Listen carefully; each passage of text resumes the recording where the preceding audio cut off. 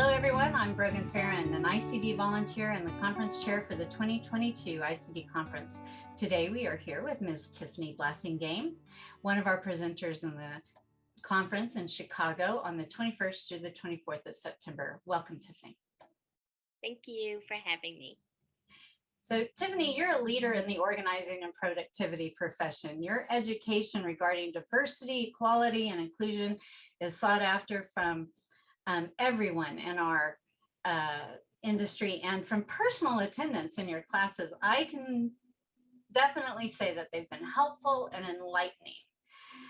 You're a member of the National Association of Productivity and Organizing, as well as a founding member of the National Association of Black Professional Organizers, known as NAPO.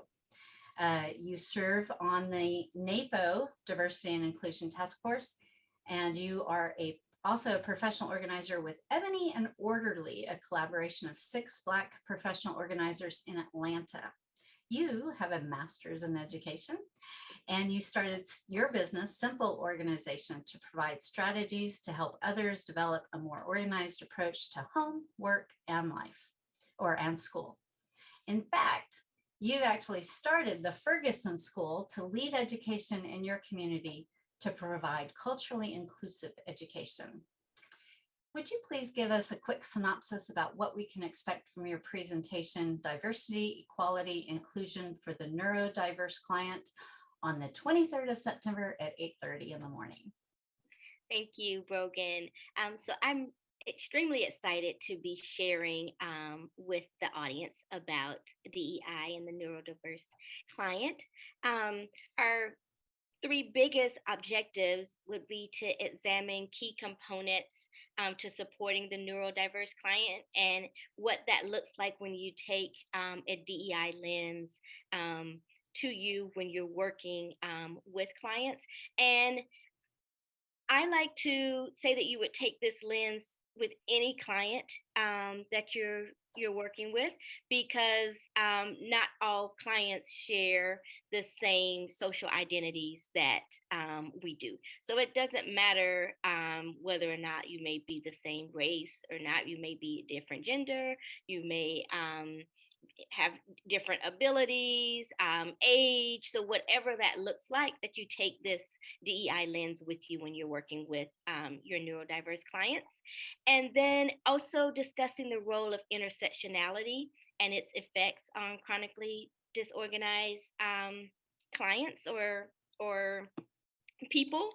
And, thinking about that whole DEI lens again, the different social identities. We'll be diving deep into what that looks like, and then how you can understand that a little bit better. And finally, my biggest piece that I'm most excited about is generating ideas for becoming a more diverse and inclusive professional in our industry. And what that looks like, of creating an inclusive brand, and how you show up not just for your clients, but then also how you show up for your colleagues and peers in this industry. And you too becoming a thought leader in this industry as it relates to DEI. So I'm super excited about that. That just sounds awesome. I think that one of the things that interests me most is you can experience some discrimination, whether you are neurodiverse or whether you're a different ethnicity or culture. And when you have both of those, the combination of the both of those, and how difficult it is for some of our clients just to be heard, just to feel like they are accepted, just to feel like they have the same attention paid to them. So this will be a fascinating class. What do you want people to walk away from this presentation with? So I'll start with what I want them to walk in with. Okay. And Brogan, I'll change something around in a minute. I want them to walk in with the expectation of being unified and getting some shared common vocabulary, and expecting like an interactive session of us working together, talking together, um, and helping and supporting each other along the way, so that when they leave, they feel like they have a toolbox of strategies that they could use when they're out in the field working, but that they also have support of their peers in this journey. You have some personal experiences that brought you to this industry and also to founding the Ferguson School. Can you give us a little bit more about that or some insight on that? Yeah, so when you were stating different things about me, I was like, oh, like I do a lot. So I am a trained educator. I've been in education for a little over 20 years now.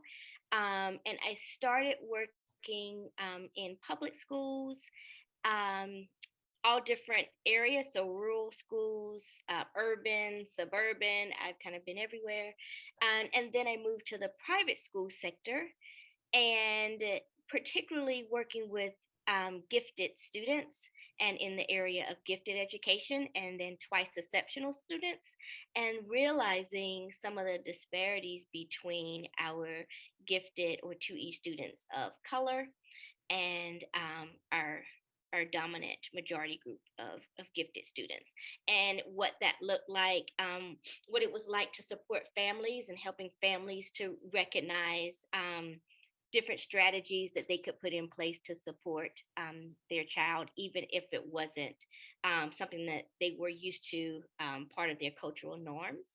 And that's how I was led to this area of working with student organizing and working with the chronic disorganized student and or students and families. Um, and with all of that, I also have a 17-year-old son, and trying to help him find the right learning environment, and what that looked like as a Black male, Black son. Um, it might have been a great learning environment, but it wasn't a good social environment for him. Mhm. And so that's how I was led to start the Ferguson School. While he's too old to go to the Ferguson School now, like we're still figuring it out. I wanted parents to have a place where they didn't worry about their culture being left out of the curriculum, or not being in a diverse classroom, a good quality classroom.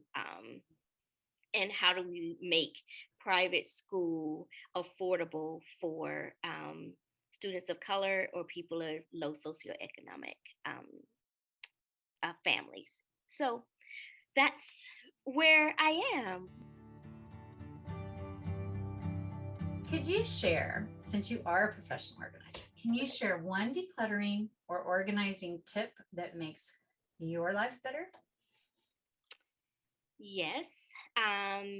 It's one I share with families all of the time, and we use it in this home, that your morning routine begins at night. So Ah, everything that you know that you need for in the morning, that you can think of, that you have this routine where you set yourself up. So whether that's, computer charged and in your bag, whether that's the basketball or the tennis outfit that you need later, whatever it is, that kids are doing it and parents are doing it, and you're modeling for your child what's expected. Yeah, your morning routine begins at night, and that makes things a lot easier. sure does. I remember hating mornings when I was a kid Hmm. because it was always a crisis, and I'd be running out the door with toast, because I wasn't on time, mom wasn't on time, and then I run into the bus stop with toast in my hand. So yeah, starting the night before would have been very helpful. Yes. Very helpful. Well, thank you so very much for giving us some insight onto what we can expect when we get to Chicago. Your presentation is on the 23rd of September at 8:30 in the morning. Thank you so much for allowing me to share, Brogan. Thank you, Tiffany. Appreciate it.